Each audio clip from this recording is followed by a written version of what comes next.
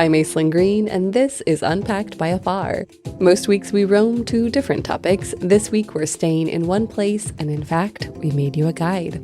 5 episodes, 1 city, all of it reported on the ground in Asheville, North Carolina this year. So think of this as your audio guide to Asheville, where to go, what to know, and everything worth unpacking in between. And today, we are going to take a seat at the table.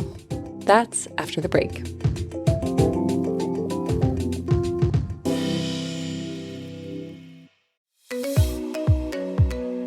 You know that moment at the airport when you're digging through your inbox looking for a confirmation number, and as you sift through hotel booking emails and restaurant confirmations, you start to wonder how travel got this complicated?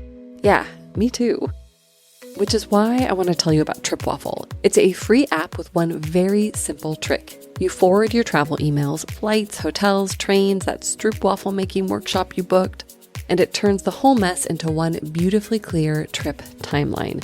No typing, no copy pasting. The app tells you what you need to know exactly when you need to know it. I just tested it for my upcoming road trip from California to Minnesota, and it just worked. It'll even track your flights and nudge you if your passport's about to expire, which I think we all can agree is a very good nudge to get. It's on web, iOS, and Android, and it's completely free for early users. Go to tripwaffle.com or search TripWaffle in the app stores and throw some booking emails at it. That's it. That's tripwaffle.com. When you need to build up your team to handle the growing chaos at work, use Indeed Sponsored Jobs. It gives your job post the boost it needs to be seen and helps reach people with the right skills, certifications, and more. Spend less time searching and more time actually interviewing candidates who check all your boxes. Listeners of this show will get a $75 sponsored job credit at Indeed.com/podcast. That's Indeed.com/podcast. Terms and conditions apply. Need a hiring hero? This is a job for Indeed Sponsored Jobs.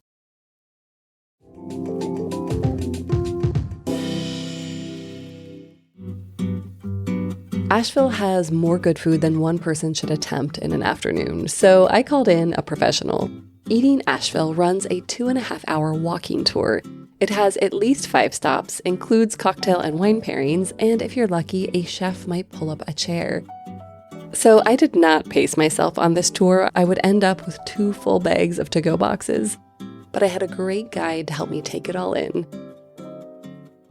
My name is Sita, and I am the operations manager and a tour guide for Eating Asheville Walking Food Tours. Sita and I meet at my hotel downtown, and before we take a single bite, I wanted to ask her one question.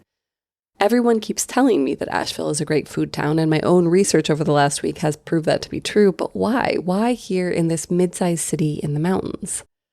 Turns out Sita had the same question, at least at first. One of the first things that chefs would tell me when I first started doing the food tours and would ask them, why did you decide to open up a restaurant here in Asheville, was the availability of high quality raw ingredients to work with, because we have nearly a year-round growing season here.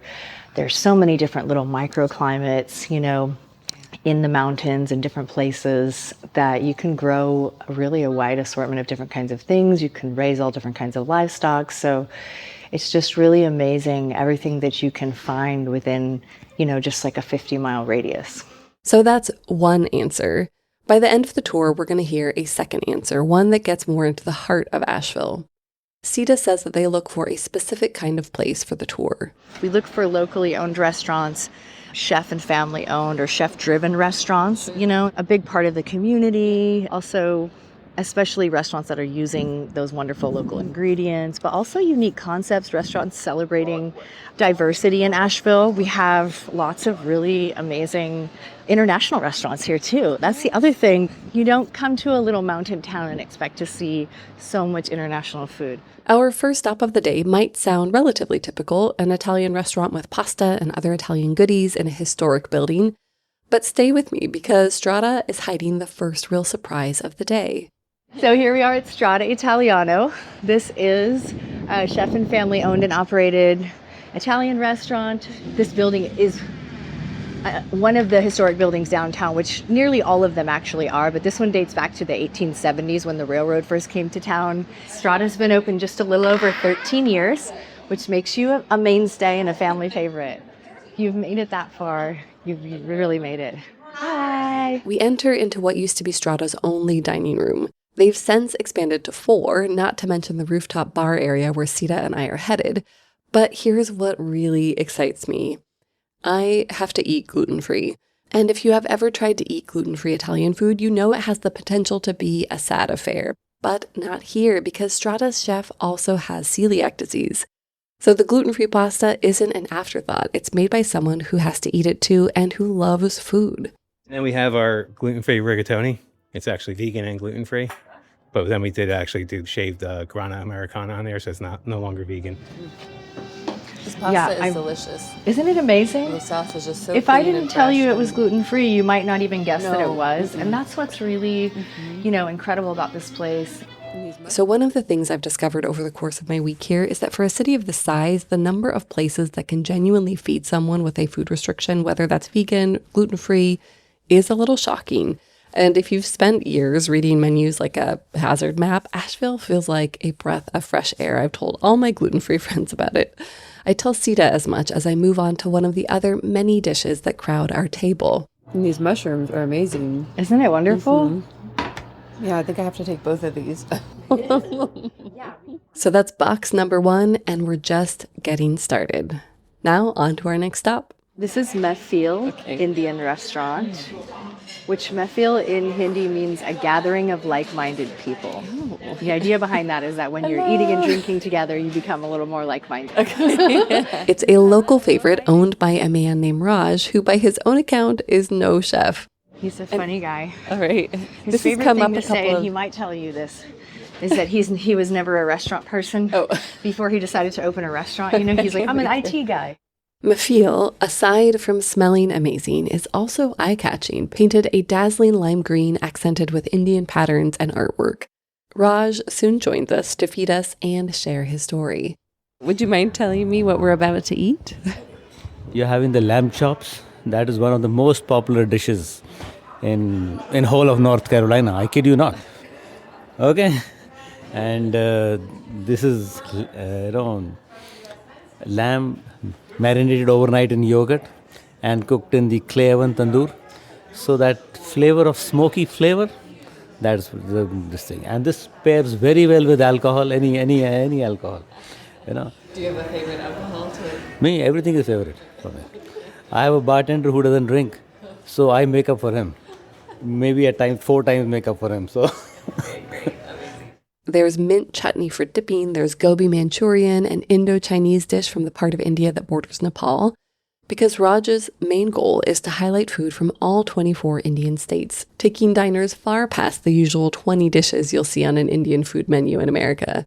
As I attempt to eat this delicious food, which is nearly impossible while juggling a microphone, Raj tells me he moved here in 2019.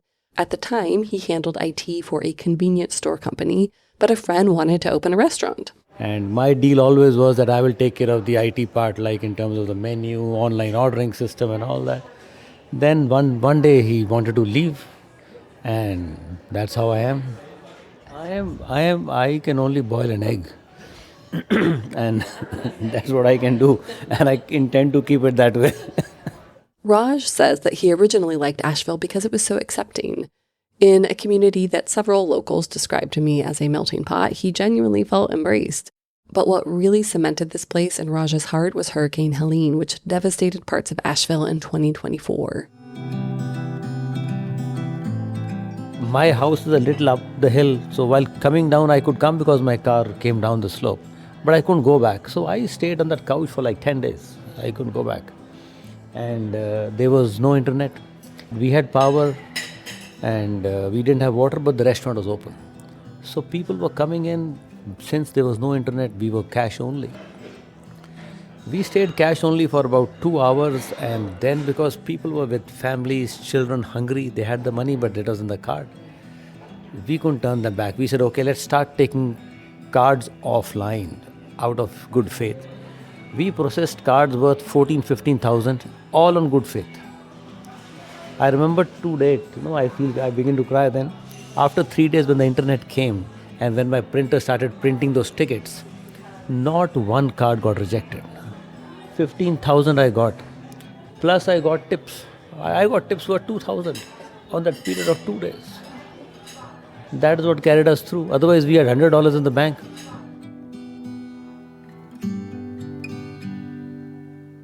And while the city has recovered, for the most part, you'd never know a storm had ripped through here. Raj is still affected in a good way. So this town genuinely changed me. I mean, I was, okay, happy-go-lucky guy and all that, but this actually hit me, where it affected me. And when I ask him to describe the Asheville food scene, he doesn't talk about ingredients at all. I think Asheville became a good culinary place, not because of good chefs moved here. It is the people who came never left, because this place is so accepting. This is the place to move where, because I can at least live in peace and people will let me be, and it doesn't make a difference in my skin color, my hair color, my clothes. I think that is what made Asheville what it is today. So the rich soil, the year-round growing season, they're all reasons that the food here is excellent. But another reason is that there's a strong sense of community here. People come and they stay because they feel supported. Raj now donates food every month. His whole staff insists on it. So he came for a job, and the city changed him into someone who now feeds people for free. So now I've got another to-go box to add to my pile, and a whole lot to think about as we walk to our next stop. Yeah, so this restaurant table now is actually, this was one of the early, Asheville farm-to-table restaurants, but over 20 years they've been open. The chef de cuisine, Kate Smedley, brings out a spread, and one dish really tells the entire restaurant's story. One of the things that we're so proud of is our ability to source and use ingredients from local farmers. So I wanted to bring you guys a dish that has been on the menu since we kind of updated to this new menu format. But it's our Leigh's green rice and their greens. So it's rice that's grown here in Western North Carolina by Leigh's One Fortune Farm. It is their green light rice, and it's also their greens that they grow on their farm as well. And so right now we're using their beautiful baby bok choy.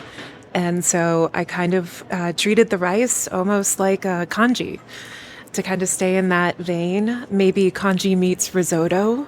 And then on top of it is mayo, which is just a really slow garlic, just roasted garlic oil that you commonly see in pork ramen. So it just bringing like that umami depth to it. Yeah. From my travels over the years, I have a handful of dishes that haunt me in the best possible way. There was a salmon crudo from Lutèce in Washington, D.C., my first Queen Amman in Rennes, France, a Japanese soup from Nice in San Francisco, and now this dish of rice grown in the North Carolina mountains. Kate has only been here 6 years, but she talks about each dish and each farmer like they go way back. Another thing that we're super stoked to have here, we have our own wood-fired grill that was made for us by another local artist collective here, the Iron Maidens. And so I wanted to bring something from that section, which is our grilled mushrooms. They're from Jay over at Black Trumpet Mushroom Farm. These are his black pearl mushrooms. So just like a really meaty, delicious mushroom. And then finally, I brought you our carrots, which are from Evan over at the Culinary Gardener. Also his crust with that as well. A little citronette, a little grapefruit, and a little hazelnut. Just a nice earthy little bite. Kate leaves us because she's been called to the kitchen to make some gnocchi. And with that, I have maybe 4 or 5 takeout boxes. I've started to lose count. Our next stop is more Appalachian in origin. That's after the break.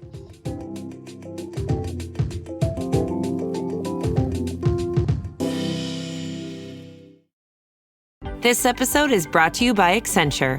When your advertising operations fall out of sync, everything else follows. Spotify and Accenture are working together to reinvent the rhythm of ad sales, using automation, analytics, and smarter workflows to simplify campaign delivery and access better data across the business. The result? Less time spent on operations, more time connecting brands with the moments and fandoms that matter most. Learn more at accenture.com/Spotify.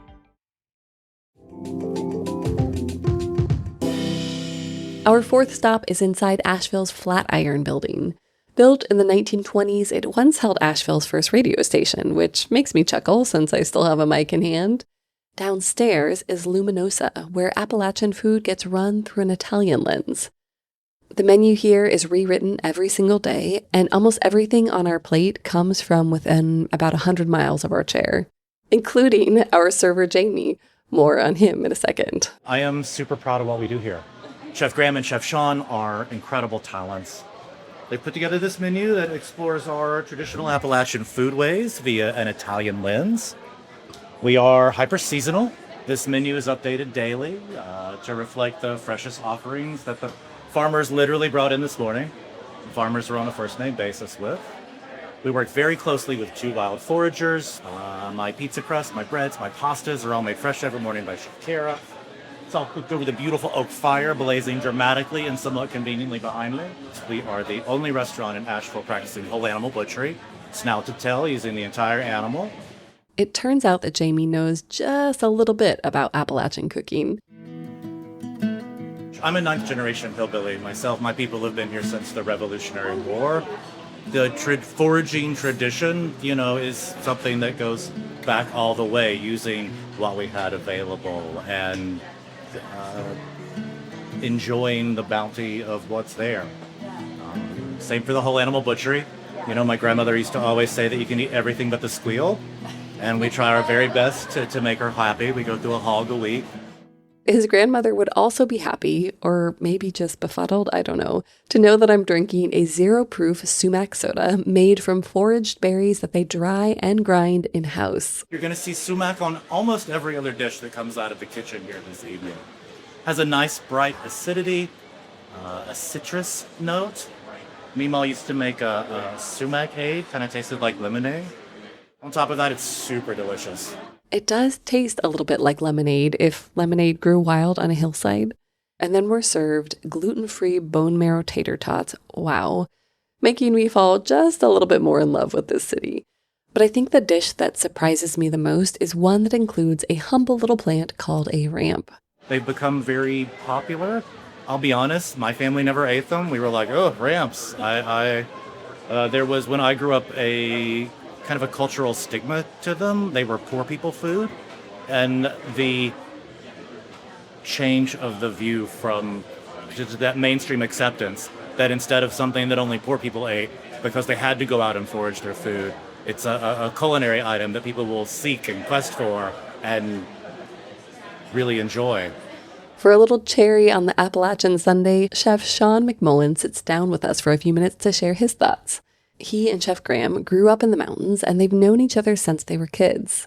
What do you feel like you've done? What's your stamp that you've placed on the Asheville food scene? I mean, I think the biggest thing we've done is just try and always work with preserving ingredients. I do a lot of vinegars, we do a lot of ferments, striving for a zero waste kitchen. And then a lot of that comes from the whole only working with what's in season is if you don't put away ferments or pickles or things like that, then you don't have all these bright flavors in the winter months and you're just stuck with root vegetables and the occasional brassica. So I think just thinking about what Appalachian cuisine has always been about, and it's about using what you have and then trying to preserve it to get through the colder months. So just bringing more of that into focus again is what we're trying to do. And then it's kind of the standard that we've always held ourselves to. So good. Are there a couple of other dishes on the menu that you feel represent that? Yeah, I think one of the biggest dishes for representing Appalachian and Italian fusion kind of situation is the agnolotti. So we get in a whole hog a week as part of our whole animal butchery and take the shanks from that, and then I'm curing those in discarded olive brine instead of just pouring it down the drain, since it's got all that great flavor and salt and everything. So we're curing the shanks on the olive brine that could be seen as trash, and then roasting that in the pizza oven, braising it. That becomes the filling for the pasta. And then we're braising the cranberry beans in that liquid. So it's a play on Appalachian soup beans, and then we're garnishing it with some cornbread crumble. So I think that's a good representation of traditional Appalachian and then this new modern view of it. But it's all over the menu. It's all the pickles, it's all the vegetables. Graham always says it, and like I fully agree with him. That's like we try and think of vegetables as like the main attraction to a dish. It's not just like an afterthought. It doesn't have to be a garnish. Like vegetables can be like the most important part of a dish.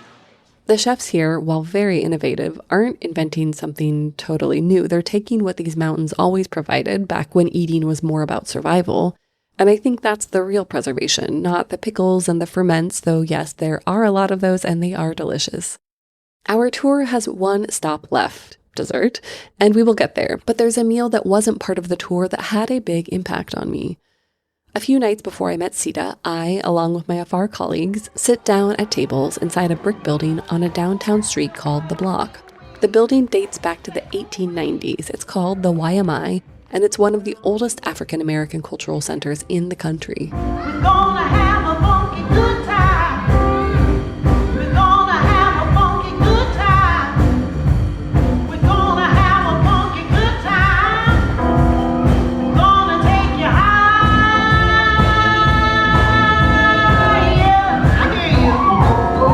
We're here for a night of music and a family-style dinner that includes oxtail on the bone, mac and cheese, and yes, those beef ribs. The dinner is jointly hosted by two local chefs who, in their own ways, are focusing on the long history of Black Appalachian food. Ashleigh Shanti, who opened Good Hot Fish in 2024, and... Hi, my name is Rakim Gaines. I'm the executive chef at Capella on 9 here in Asheville, North Carolina. Rakim was born and raised in Asheville. My mom's African American, so we grew up on soul food. A lot of that. A lot of fried pork chops, baked chicken, rice and gravy, green beans, collard greens, mac and cheese, cornbread, stuff like that. I asked him about where we had just eaten. There's this place called The Block right where we were for the event, the YMI, and stuff like that. The ladies that own Sisters, it was her grandmother. A very delicious soul food restaurant. That whole block right there kind of was like a bunch of Black-owned businesses selling clothes. You could go and get your hair done, or, shoes, food, even a bunch of events just right on the block outside took place around there. But a bunch of businesses kind of came in and bought the buildings, and now it's like office spaces, and it all kind of got ran down and ran out. And it's just, it's not much at all around here anymore. Now Rakim runs the kitchen at Capella on 9, a fine dining restaurant with Spanish-American vibes on the 9th floor of a downtown hotel. But he holds tight to his roots. I try to, some of these soul food backgrounds that I have, try to throw those in there as much as I can without it being like too much. But I don't know, it's stuff like, our braised short rib. I kind of make it similar to my mom's Mississippi pot roast, just like pepperoncinis and cooking it for 3 hours in this it's more of like I use a Spanish wine, tomato paste, beef broth, and just like cook it down with the pepperoncini. So you still kind of get that Mississippi pot roast vibe taste. But while Black Appalachian food may not be as common in the city anymore, it hasn't disappeared entirely. There's so many people on the outskirts. I'm born and raised here. And they just kind of they call it selling plates. And you can go to their house on like a Sunday and they have like this menu, and you can fried fish and whatever side, or pork chops or chicken. And you can go and just simply buy a plate from them. And that's kind of how we do it around here without like them owning a restaurant or whatever. So those types of people put out some tasty food. Yeah. And I think it would be super successful if they could get in the building or had a chance to own a restaurant or just a pull-up or whatever it is. Rakim would like to see more investment in chefs like these because he has a vision. My main goal is to teach the town soul food, get people familiarized with it. Hopefully get some cooks around here a chance to get into a building and help them out. And even myself, if I can get there and go that route, then I'd be happy to do that as well. And just to elevate it as well too. Like teach it, get people to know it, but elevate it as well. Make beautiful plates and just have something that somebody can remember or come back into town and want to go to and have again, you know. The ramp that I ate at Luminosa already made that trip from, according to Jamie, poor people's food to the thing that people drive in for. And Rakim's betting that soul food will soon be the thing that people drive for as well. And after our dinner at the YMI, yeah, I think that's a pretty safe bet. And now back to the tour. By our last stop, I am structurally speaking mostly to-go boxes with a person attached. But you have to have something sweet at the end of the night, and dessert is at Asheville Chocolate. And the owner here has maybe the most surprising origin story of the day. I'm Melissa Quinn. We are an Asheville Chocolate, and I'm the head chocolatier / owner. I had been teaching high school biology, and needed to transition to something else. I still loved it, but needed to do something new. So we were talking over the fence one day between our houses, and they mentioned they were selling the shop. And that became kind of an apprenticeship with them. I knew nothing about chocolate when I started. I'd eaten it religiously every day of my life, but knew absolutely nothing about working with it. And there's a lot to learn. And yeah, they moved to England, sold us the shop, and we have been doing this for 9 years now. So I didn't realize when you said neighbor, you meant literal neighbor, like over the fence. Literal neighbor, yeah. We're about a mile away in downtown, yeah. She swears her secret is the scientific method. Change one variable, write down what happens, eat the evidence. Chocolate is so forgiving. If you make a mistake, you melt it down or you give it away and then you have a friend. For life. Yes, at least until you run out of chocolate. So do you just have like a crowd of people following you around everywhere you go? No, but I did realize after the first few months, everywhere I went, people would look at me and smile, and then they would look at my hands to see what I was carrying. And if my hands were empty, there was this momentary micro-expression of disappointment. And then they would be nice about it. Then she creates a little Willy Wonka moment. She sets me loose and tells me to choose whatever chocolates I want. So we've got one called a Bellini, where we do a spiced pear. We do a pear fruit layer with some cinnamon, a couple other spices in there, and then top it with a champagne ganache. Please. Yeah, we've got one. We've got them out in the case right now. Melissa shows me everything. There's a truffle with a blend of North African spices. Another uses pink peppercorn. There's salted caramel, chai, bourbon. There are so many options, and not just for chocolates, because I also notice a very handsome gelato case. Decisions made, I'm nibbling on a Bellini truffle and taking bites of kettle corn and chocolate gelato. In between, I ask Sita why she keeps going on these tours, aside from the obvious.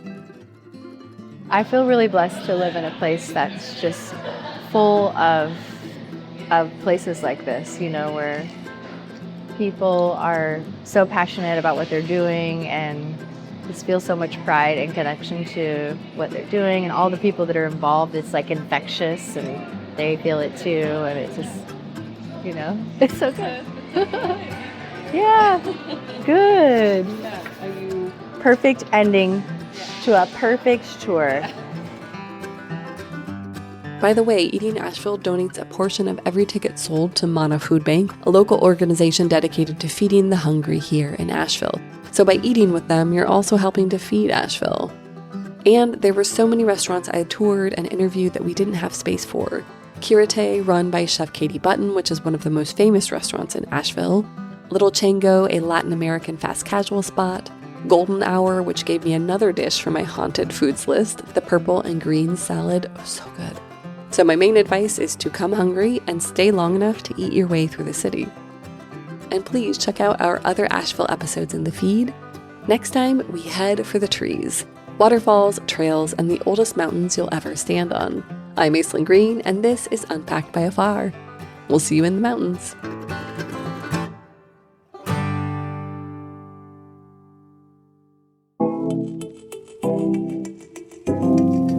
Unpacked is a production of Afar. This episode was hosted by Aislyn Green and produced by Nikki Galteland and Kendall Perkinson. Music from Chris Collin and Epidemic Sound. This podcast is part of the Airwave Podcast Network. Visit airwavemedia.com to listen and subscribe to their other fine shows like Culture Kids and the Explorers Podcast.